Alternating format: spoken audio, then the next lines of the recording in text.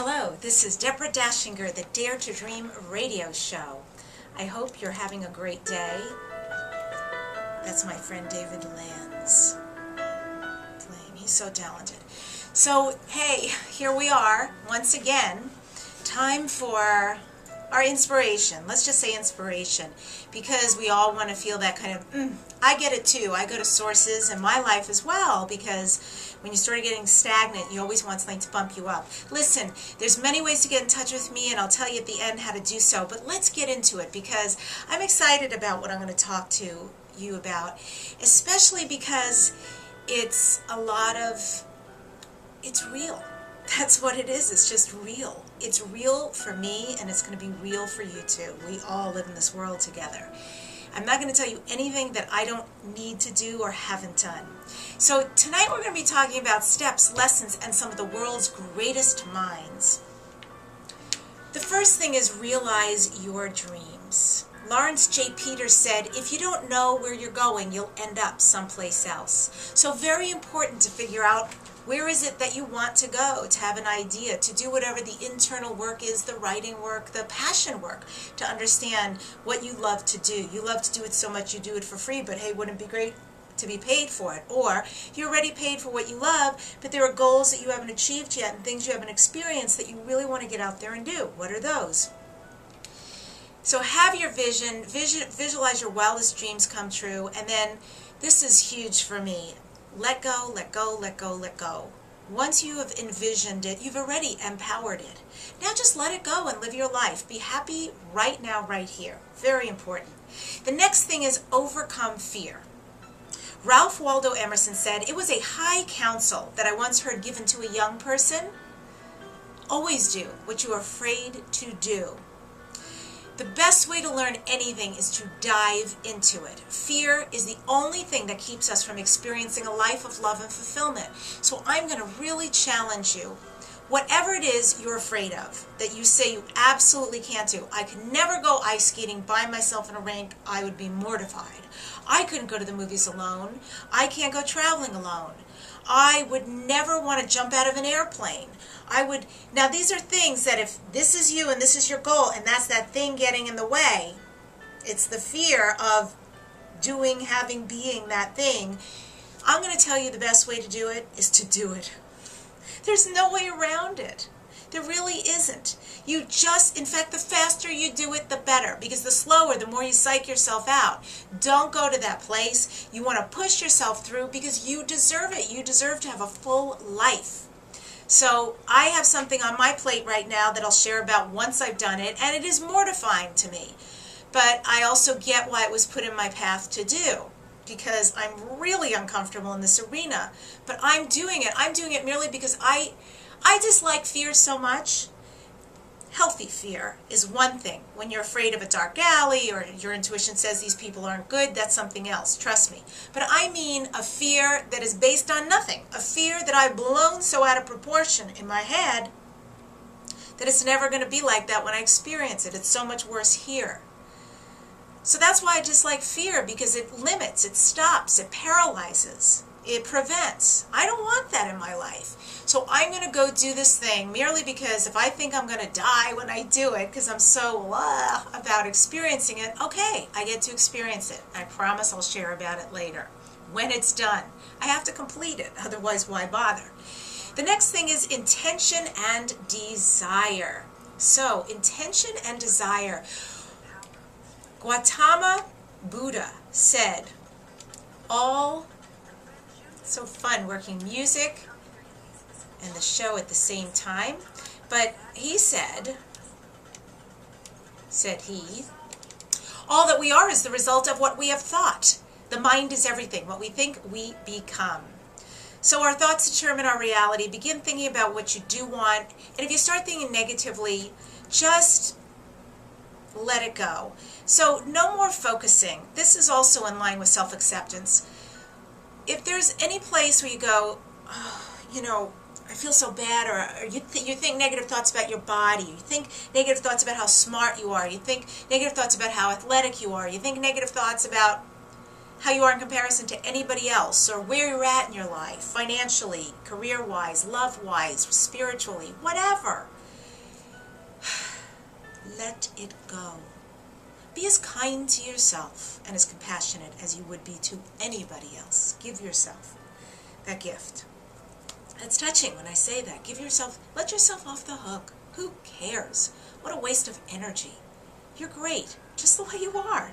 So move on. Take all that energy, because that's a lot of energy. We could focus daily into something so negative. Just think about transmuting that same energy into being calm, being still, appreciating, enjoying.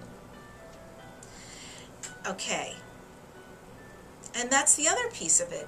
With self-acceptance, Jesus said, if a house be divided against itself, that house cannot stand, and nor can we. It's vital that we embrace all of who we are and why we are. If there's any place where you have any disparity toward yourself or anyone else, just let it go or examine it and change it. Start looking at your world with such appreciation. It's magic. Trust me, if you will spend your energy doing that, you will feel the magic, and you'll write me, and I'll appreciate hearing from you.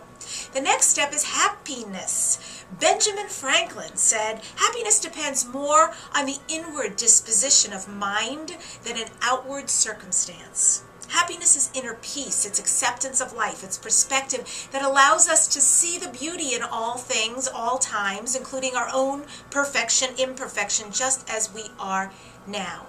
So what I'm going to propose to you, for anyone who's out there saying, my life sucks, my life just ain't working for me, and you know you don't talk like that, my character does, but if you're suffering, choose to become addicted to happiness.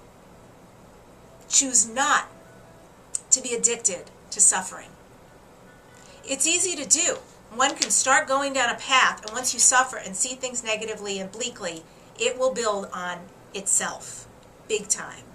If you do the same, the energy towards happiness and all that makes you happy, doing what makes you happy, being around people who make you happy, hobbies that make you happy, anything like that, and envisioning, seeing things. I mean, literally seeing right now, right here, wherever you're at, all the things that make you happy, focusing on that. Just be addicted to happiness, okay? Build your happiness muscles, spend more time being and feeling happy. And anytime you have a decision to make, just ask yourself, what decision is going to make me feel happy? You could feel that. If I do this, how will I feel? If I do this, how do I feel? You can feel a clutching sometimes, and that indicates, I don't think that's right for me. Trust that and go that way. Build on happiness. Appreciation and gratitude. Big secret. Helen Keller said, so much has been given to me, I have not time to ponder over that which has been denied. So take time to see the miracle of life. I want to just offer to you, if you're unhappy where you work, then here's the secret. Find ways to be happy anyway. I know that sounds kind of cuckoo, right? Cool. I'm glad that that doesn't sound right to you. Because I once coached somebody, and she was really unhappy at her job. And I said, all you're going to do every day is connect with people, find reasons to be happy, and treat people kindly, find reasons about your job that you like, love, etc. I'm going to tell you, that person, she used to work for the state in an environment I don't think I could have done. And now, she did that, by the way, and she did it very successfully. All the while, she was looking for the next thing that was her passion to make it into her living. And that went on for some time. But because she experienced her life, her work life, with such gratitude and joy and happiness and appreciation, she got to be there with no strife, which was actually very cool. And then she got to create what she wanted from a very good place. She now speaks all over the world. She's an international speaker and has books and so forth, so she's living the life that she dreamed of. And it's very important to not complain, to not be down, to just redirect your attention, because we can make ourselves more miserable at our job, whatever it is we're doing a lot, when we feel like we don't want to be there. especially today with the economy and feeling like you're really stuck. So just allow yourself to make different choices. I promise you, your coworkers will be much happier, your boss will be much happier, but especially you. You're going to be so much happier. You can still be taking action to do something different. That's okay. But take action while at work to be the happiest, most in service person you can be. And last is the art of simplicity. Blasie Pascal said, I made this letter longer than usual because I lack the time to make it short. Simplify, declutter, make things easier in your life, less complicated. True mastery really is enjoying the simple things in life and removing distractions. Can I tell you that last week I had an email problem, and for 2 days I had no email. I got so much done. That was a huge lesson for me at how much of a distraction and how much of an attention suck email is constantly. You have mail, you have mail. I don't know about you, I get tons of email. I can't even handle, literally. My niece is at summer camp. I just got a thing with pictures. Go see her pictures. And I thought, how do you have time? I can't handle even what's coming in. So that taught me so much. If I will choose a few times during the day, morning, early afternoon, that could be enough. Or maybe that, and maybe the evening if I'm waiting for something, or whatever, 3 times a day. And the rest, I don't check in. No Facebook, no medias, no email. Less complicated, mo easy. Train yourself to focus on what's going to help you get ahead. Let the rest go. And here's some very nice suggestions. Spend 10 minutes a day forgiving. I forgive Bob, I forgive David, I forgive Tamara, I forgive Nadia, I forgive Ralph, I forgive Richard, I forgive Janine. 10 minutes. I forgive my neighbor, I forgive my cat. And then some other time during the day, spend 10 minutes meditating. Just 10 minutes where you get amazingly quiet and still. Just be with yourself, your unseen friends and loved ones, your guides, your counselors, source, all that is the universe. Let it all flow through you with so much love and generosity and kindness. That will contribute to your happiness. Dare to dream. Dare to make your dreams come true. This is Deborah Dachinger. Go to my website, Dachinger.com, Dachinger.com, and definitely check out our product page. Also, I've got a channel on YouTube called Deb on the Radio, Twitter, Deb on the Radio, and Facebook fan page called Dare to Dream Radio and TV. See you there. Remember, keep it simple.